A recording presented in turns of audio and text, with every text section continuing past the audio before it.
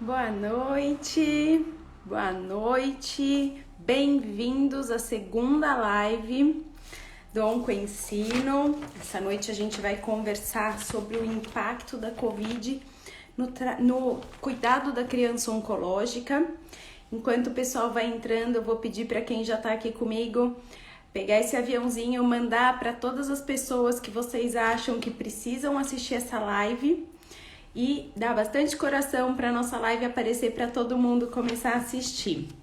Meu nome é Juliana, eu sou enfermeira pós-graduada em pediatria, com ênfase em oncologia pediátrica.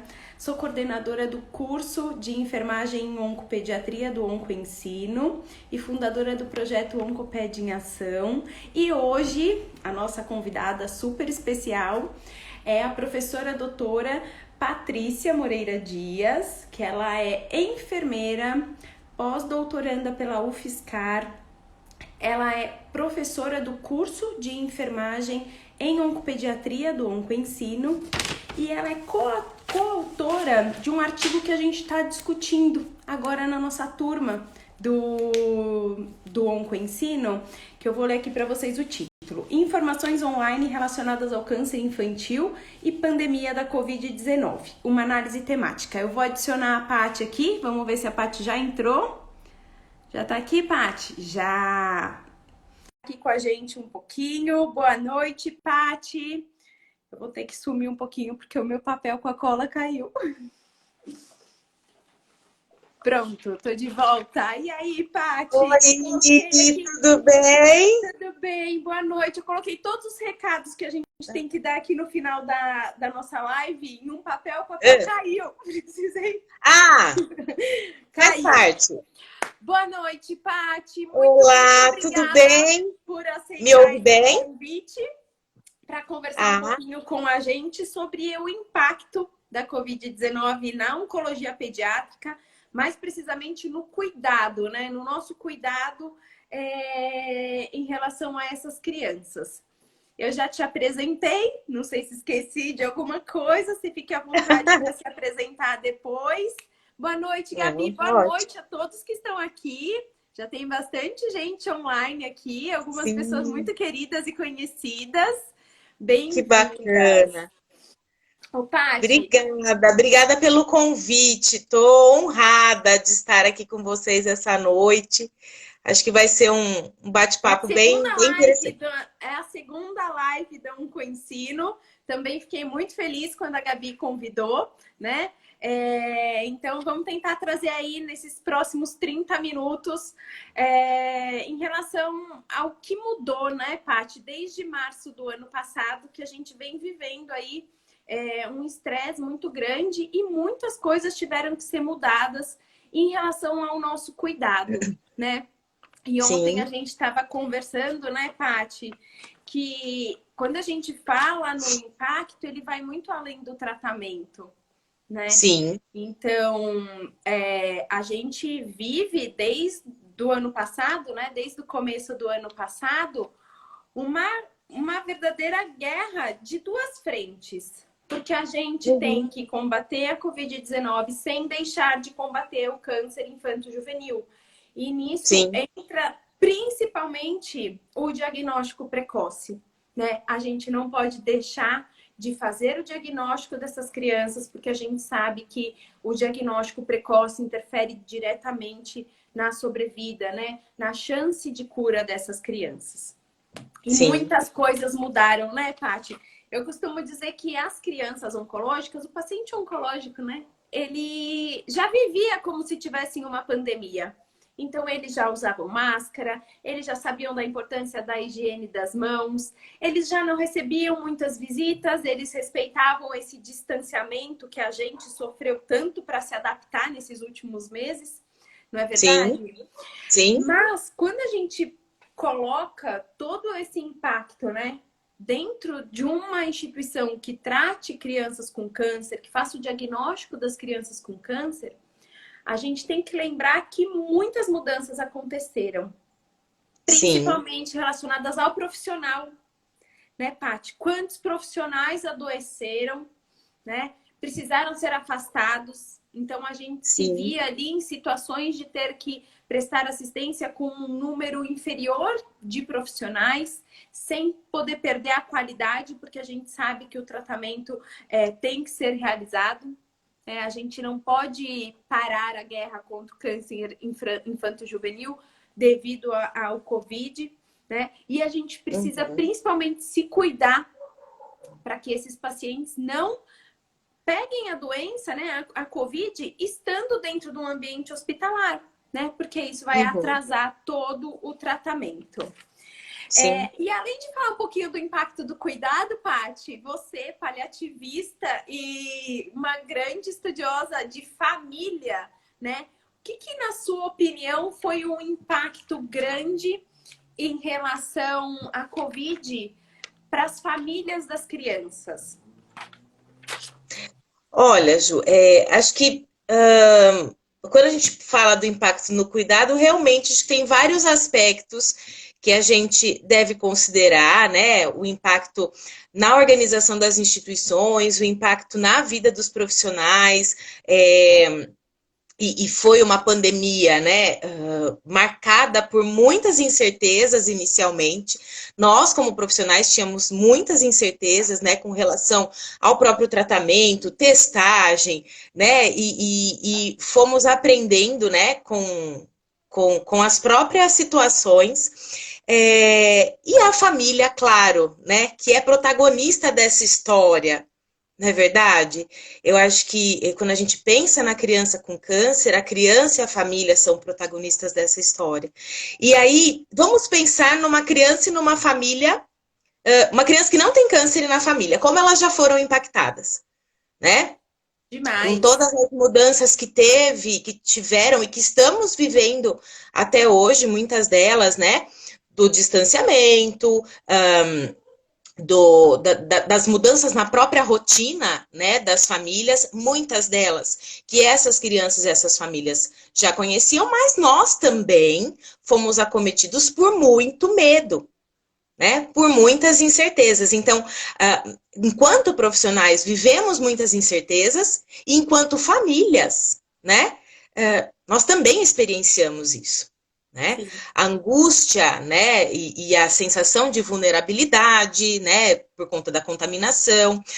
Nós, como profissionais, não sabíamos ainda direito qual que era o risco e quão maior era esse risco, né, das crianças em tratamento. Né? Então, imagine o impacto disso para as famílias também, somado a tudo aquilo que todos nós, enquanto seres humanos, estávamos vivendo, né? E essas famílias, agregado a isso, um tratamento oncológico uma situação que já coloca essa criança numa situação de risco.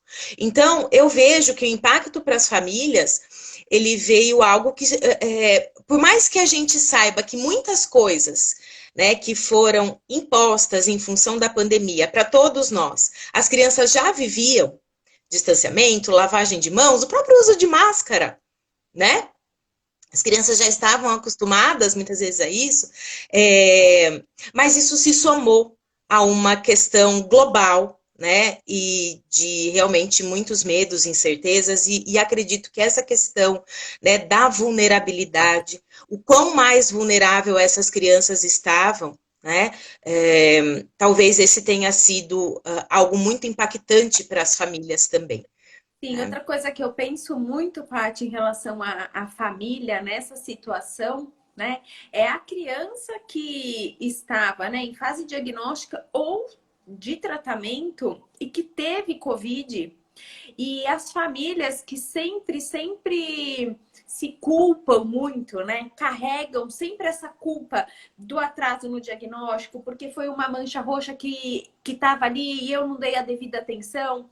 A criança que estava com uma dor óssea e que eu não fui atrás, de repente essa criança em tratamento ter a Covid, precisar ter o seu tratamento interrompido por um período, né? Para se cuidar da Covid, e o impacto que isso deve ter, né, para essas famílias, de pensarem, se ele não responder bem ao tratamento, será que foi por causa daqueles 15 dias de atraso que a gente teve? por Sim, conta da Covid. Então, essa é sim, sempre uma dúvida, né, que eu acho que deve ficar na cabeça dos familiares, né, dos pais sim. dessas crianças.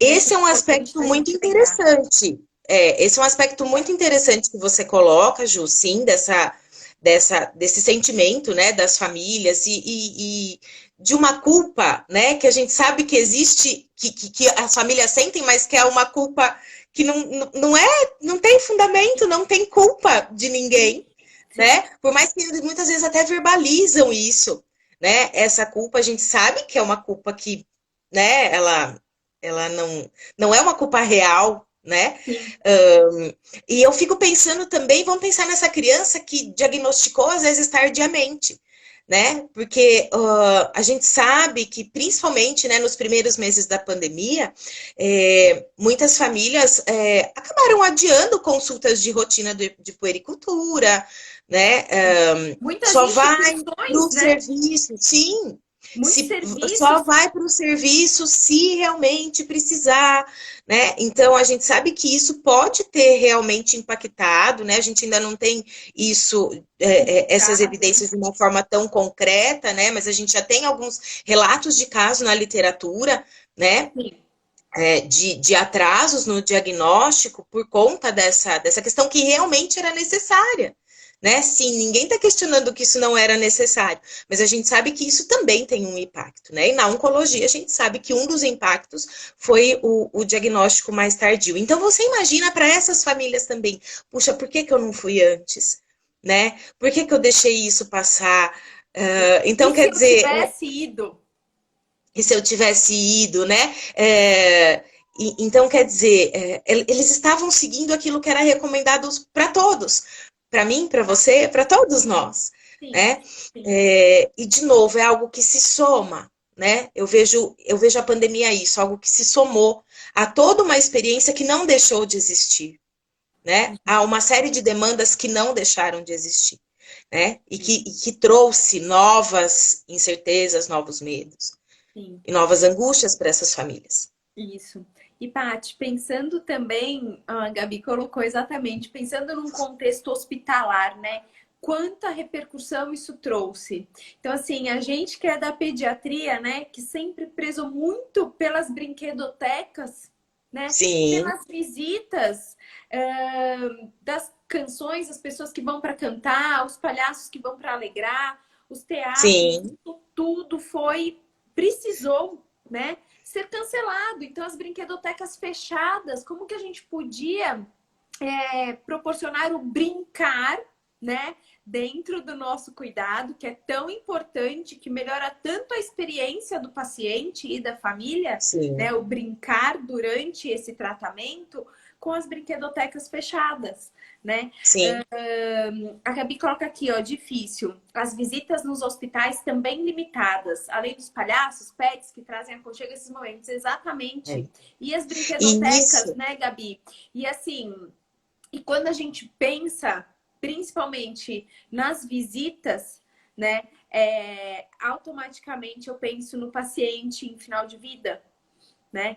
Em que a gente viu no começo dessa pandemia e continua vendo, né? Porque a pandemia não acabou, tantas pessoas pensando agora no público adulto, né? Mas morrendo sozinhas nas UTIs, né? Se despedindo sim, por vídeo do jeito que a gente está aqui se vendo, se despedindo das pessoas que mais amam, e a gente precisou também, né? O que a gente viu é que os hospitais foram obrigados também a limitar o número de acompanhantes e de visita, né? sim. É, Mesmo as trocas, né? As trocas de exatamente. acompanhantes acabaram ficando mais limitadas, né? Sim, A gente sabe, por exemplo, que muitas famílias elas têm como um importante recurso os avós, então os idosos que não que podiam eventualmente acompanhavam os netos também como um assistir. recurso de apoio, né, para os Uhum. pais, também não puderam ir. E essa questão do brincar, particularmente, eu considero uma questão muito importante, porque não é só pelo fato, e se fosse só por isso já seria o suficiente, mas não é só porque pelo fato das crianças precisarem brincar, é porque o brincar ele tem uma função terapêutica também para a criança. né?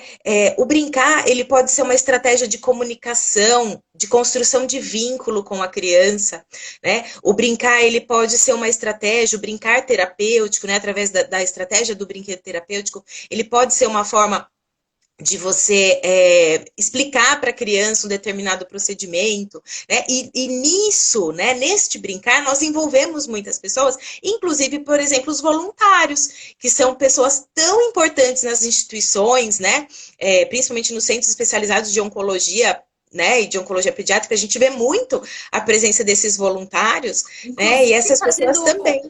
Os voluntários, eles participam dos fluxos, né, de Sim. atendimento. Então, em muitas instituições, o voluntário é quem faz aquele vínculo entre a equipe e a família, enquanto a criança está Sim. passando por um procedimento, né? Sim. Então, e realmente foi um impacto, né, no cuidado, porque Sim. as instituições tiveram que tirar os voluntários, né? Outro impacto, né, Paty, que a gente sempre fala sobre a casa de apoio, as casas de apoio, né? Porque a gente sabe que existem poucos centros que tratam crianças e adolescentes com câncer no nosso país.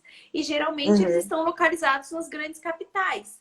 Então, quando Uhum. uma criança está num hospital especializado, uma parte muito grande dessas pessoas, dessas crianças vieram, né, e familiares vieram de outras cidades ou outros estados. E Sim. precisam muitas vezes ficar numa casa de apoio. Então, Uhum. como que essas casas de apoio também precisaram se reorganizar, né? Porque não podia receber ninguém que tivesse um sintoma gripal. Mas aí esse paciente também Uhum. não teria para onde ir. Então, ele tinha que Uhum. ficar internado. E a gente não imagina que o impacto vai ser tanto, né? E Sim. é E o realmente muito impacto, grande. né, Ju, que ainda está acontecendo hoje, apesar, né, de toda a flexibilização, né, de muitos serviços e, enfim, as coisas começando aí, né, a ter uma nova rotina mais próxima, né, daquela anterior, né, que ainda está bem longe disso, nós ainda estamos vivendo muito o impacto disso, mas assim, vamos pensar em termos, por exemplo, de desenvolvimento, né, de uma criança.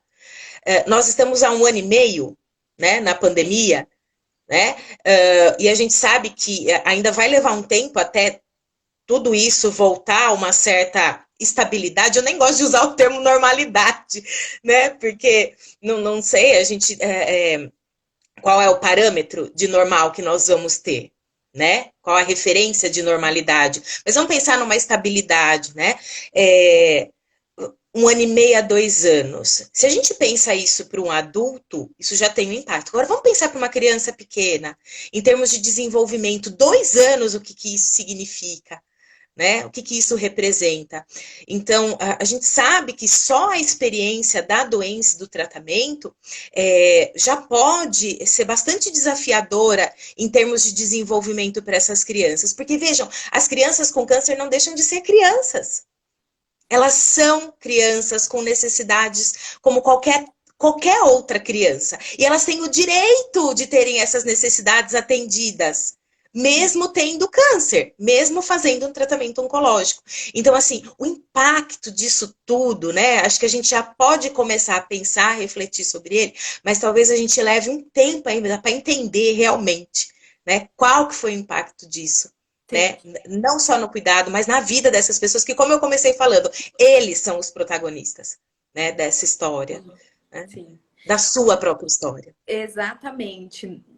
Além de toda uma mobilização das instituições, né, Paty? Porque a gente sabe que o paciente em tratamento, principalmente o neutropênico febril, ele precisa entrar, ser rapidamente atendido, e aí a gente teve que, as instituições tiveram que montar uma unidade respiratória, né? Para não Sim. deixar que o paciente que tivesse qualquer chance de ter a Covid tivesse contato com outro, né? Ser atendido ali num mesmo lugar ou sentar ali numa mesma sala de espera do neutropênico febril, né? Que acabou de fazer a quimioterapia. Então, acho E que a interação, repercussão... uma interação que também é muito importante para eles. não Exatamente. é? De Como é troca de importante para eles informações. conviverem com outras crianças e para as Exatamente. famílias terem contato com outras famílias na mesma situação. O quanto isso os fortalece na Ex- trajetória, Sim, né? exatamente. Ô, Olha Paty, quanta coisa que a gente vai elencando aqui, né? Quando a exato, gente porque pensa o no impacto impacto no foi. cuidado, Porque exato, o impacto foi geral, né? É impacto no diagnóstico, é impacto no tratamento, seja ele quimioterápico. No começo da pandemia, teve muita dificuldade de importação de alguns tipos de quimioterápico, né? sim, Não houve necessidade, pensando no protocolo, na grande maioria dos protocolos de tratamento pediátrico, quimioterápico, não precisou ser alterado, mas houve sim em alguns centros falta de quimioterapia por dificuldade de importação, né? Aeroportos fechados, né? É, uhum, a gente teve interferência, então, no paciente cirúrgico, né? A cirurgia oncológica não pode parar. A gente não pode sim, deixar de fazer a cirurgia, porque a criança precisa ter aquele tumor retirado. Mas as crianças precisaram ser começar testadas para garantir que elas não estavam entrando em cirurgia uhum, com uma situação de doença ali para COVID positivo. As sim, radioterapias, né? E os transplantes de medula. Ou seja, teve impacto em todo esse fluxo. E no atendimento, então, ambulatorial, nas casas de apoio, nas brinquedotecas, no número de voluntários, né? uhum, Se para nós causou impacto, imagine para as crianças exatamente, sim, né, Eva? sim, Acho que é Eva o nome da enfermeira. Um impacto muito é. grande para essas crianças e para essas famílias. E E pensando assim, em família, eu pensando ia em só fazer uma família, colocação, sim, Ju, porque a gente está aqui, acho que o nosso foco é pensando nas crianças em tratamento, né? Mas se a gente pensar de uma forma mais global na oncologia pediátrica, a gente tem as crianças que sobreviveram ao câncer e que fazem também o acompanhamento após, né, o tratamento, e que a gente sabe também que esses ambulatórios também sofreram o sofreram. impacto, né? Em Para princípio, eles evitar esse foram. fluxo. Exatamente. Até que não se soubesse muito em relação à doença, né? Não que agora a gente saiba tudo, mas logo no início as consultas ambulatoriais foram todas canceladas, né? Os pacientes fora de tratamentos tiveram as consultas canceladas, assim como as clínicas, né, de pediatria geral também Sim. fecharam, né? Sim. Odontológicas, enfim. Uhum. A gente passou por um período aí que variou de estado para estado, mas que ficaram sim fechadas, né? E aí que assim, no começo a gente falava assim, meu Deus, e o que, que a gente precisa, né, de paramentação? Como que a gente tem que orientar essas famílias em relação à Covid, né? Essas famílias das crianças com câncer em relação à Covid.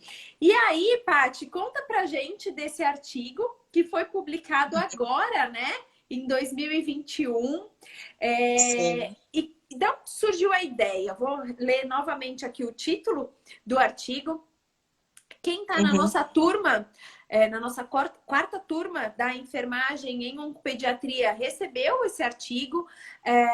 A Gabi também vai disponibilizar para vocês, mas se alguém não conseguir acessar, entra em contato com o Oncoensino pelo direct que a gente disponibiliza para vocês informações online relacionadas ao câncer infantil e pandemia da Covid-19, uma análise temática. De onde surgiu essa ideia e o que vocês constataram? Ju, todas as autoras, né, desse estudo, nós somos estudiosas, né, pesquisadoras na área de enfermagem familiar. Né? E cada uma estudando algumas situações mais específicas, eu, por exemplo, oncologia pediátrica, outras situações de cronicidade geral, outras mais a neonatal, enfim, mas todas nós estudamos situações, né, de doença na infância e o impacto que isso tem nas famílias, sobre vários aspectos. E uma das coisas que na enfermagem familiar se tem buscado conhecer bastante, isso já tem um tempo, né? Um dos focos de estudo é a questão das necessidades de informação das famílias diante de situações, né, desafiadoras, situações de crise, né, de doenças, enfim.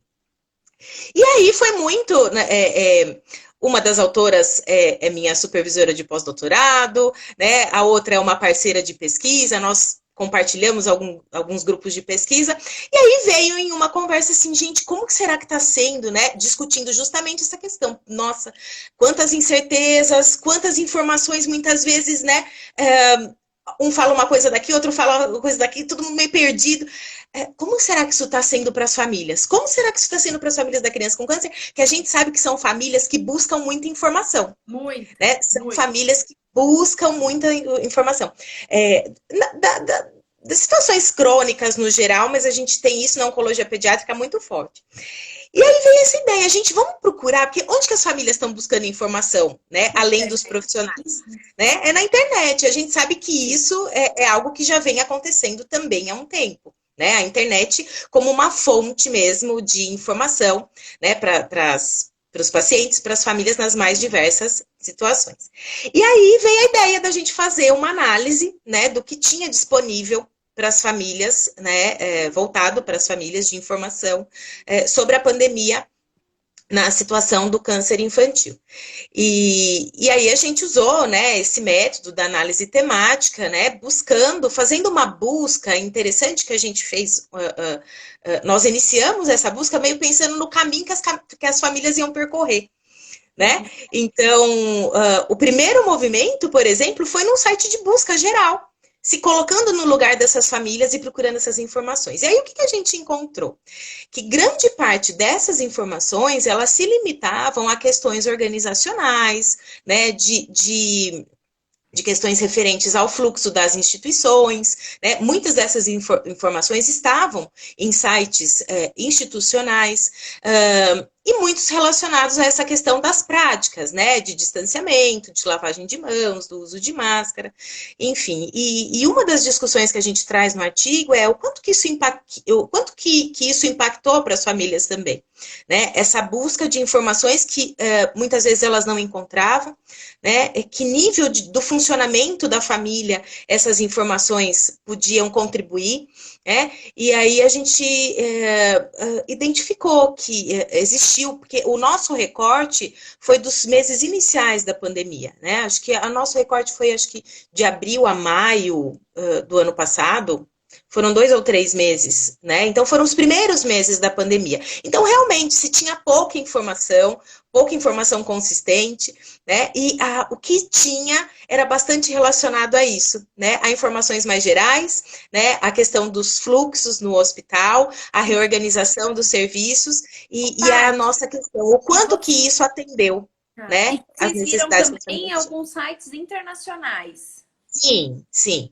Nós procuramos em sites nacionais e algumas buscas levaram a sites de outras organizações fora do Brasil. Né? Então, nós procuramos, né, nós fomos levadas, digamos, né, por essa busca a sites nos Estados Unidos, na Austrália, no Canadá. Alguns sites tinham um posicionamento, digamos assim, informacional, mais voltado para um diálogo com essas famílias, trazendo questões, né, que as famílias poderiam estar vivendo, como essa sensação da vulnerabilidade, dessas incertezas, né, e fazendo algo mais voltado para a demanda da família, não só, né, relacionada àquelas orientações gerais ou dos serviços, né, mas pensando nas necessidades que as famílias poderiam ter e nos medos que elas estavam vivenciando.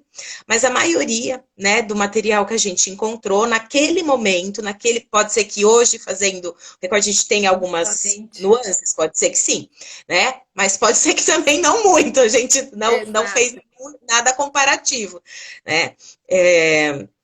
Então, isso é uma questão importante, porque as famílias precisam de informação. Né? E é claro que também isso refletia as poucas informações, talvez, né? Informações concretas e consistentes que nós tínhamos, né? Inicialmente na pandemia. Mas a discussão é o quanto que as nossas informações, né, podem impactar, né, na família, fazendo com que essa experiência seja menos difícil, né? Menos angustiante. Né? Porque a gente sabe que as informações, elas são um recurso importante, né, para o enfrentamento das famílias nessas situações, né, como a da oncologia pediátrica. Exatamente, a Gabi ainda colocou, ó, imaginem uma criança que mora longe do hospital, precisa de transporte público, né? Ficamos bastante tempo reduzidos aqui em São Paulo, com certeza teve um impacto com o deslocamento deles. Sim, além de todo o Olha risco, isso. né? Porque Sim, diminuiu o número do transporte público e aumentou o número de pessoas dentro, né, de um mesmo meio de sim. transporte. Então, essa criança, além de demorar mais, ela estava mais sujeita ali ao risco, né? Olha que É, colocação interessante também, né? sim, sim. Muito bacana. Bom, Pati, vamos ver se tem alguma pergunta. Tem aqui uma pessoa elogiando, falou que a live foi muito boa. Ai, que Pessoal, legal. tem outras dúvidas? Vamos. Ou já posso passar os nossos recados aqui? A Gabi que manda, né, Pati? A gente fica aqui, ó, com a Ah, nossa sim. lição de casa. Eu tenho medo de procurar aqui, mas acho que não, Ju. Acho que não temos perguntas Então, aqui. tá bom. Então, eu vou dar os recados. E aí, se tiver alguma pergunta, podem mandar que a gente responde agora. Oi, Ari! Muito, muito, muito obrigada por estar aqui. Ó, a gente está vendo enfermeiras do Brasil todo aqui acompanhando a gente. É, esse tema foi realmente muito... Ah, obrigada, Ari. Muito bem escolhido, assim, esse tema, né? Porque além de ser muito atual, né? Não deixa de ser atual, algo desse ano, foi algo que a gente teve que Sim, aprender mesmo na prática, né, Pati? E pensando na sim, criança e na família. Então, o cuidado sempre centrado na família, né? E o impacto foi muito grande, né? Então, quem tá aqui na live e tem dúvida, né? Já segue um Coensino, mas fala, poxa, eu queria saber como é que eu faço para fazer o curso, né? Então, o nosso curso de oncologia pediátrica, né? Enfermagem em oncopediatria, quem tem interesse em fazer o nosso curso e é funcionário do SUS, terminando a live, é só quando terminar a live, vai no link que está na bio e pode preencher o formulário de inscrição para fazer os cursos da oncologia pediátrica, enfermagem e outros cursos por meio do link de inscrição, tá? Se você é gestor e gostaria que toda a sua equipe fizesse os cursos do Oncoensino, né?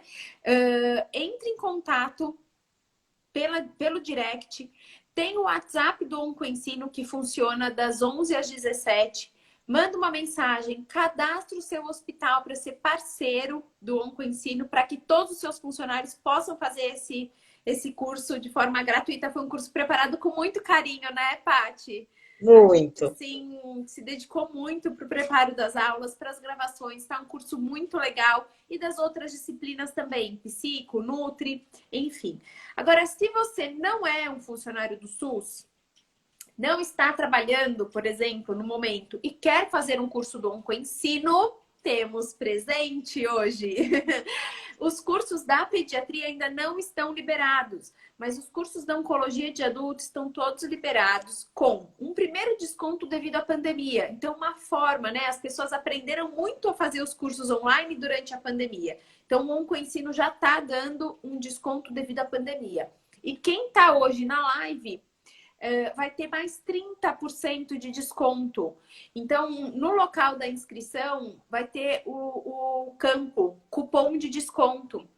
Vai digitar 30 off, né? OFF em maiúsculo, 30 off, e aí vai ter mais 30%, né? Olha lá, o cupom da live 30 off que a Gabi colocou aqui pra gente.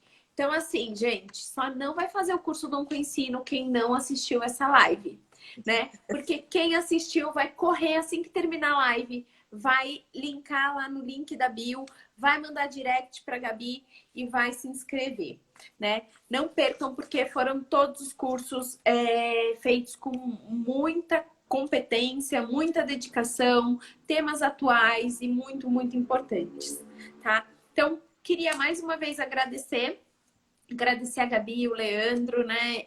Em nome de todas as professoras do curso da enfermagem em oncopediatria, Ana Lígia, Ana Paula, Dani, a Paty e eu, pelo convite para fazer essa segunda live do Oncoensino. E desejar uma ótima noite a todos e te agradecer novamente, Paty. Muito, muito obrigada. Eu que agradeço pela oportunidade. Contem comigo sempre. Muito Uhum. bom Então tá bom.